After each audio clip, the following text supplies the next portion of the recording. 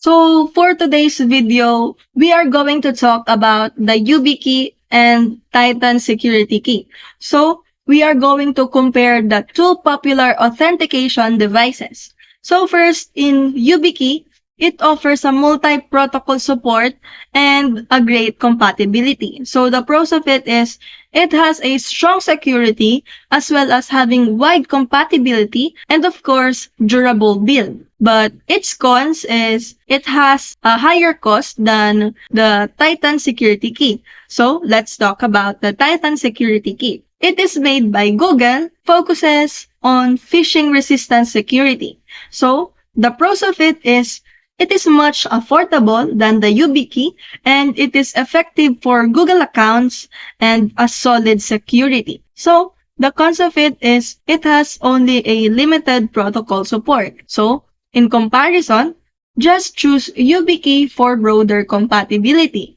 and choose Titan Security Key for Google-centric security needs. In conclusion, for general use, just pick YubiKey because it offers better flexibility. And for the Google users, Titan Security Key works best.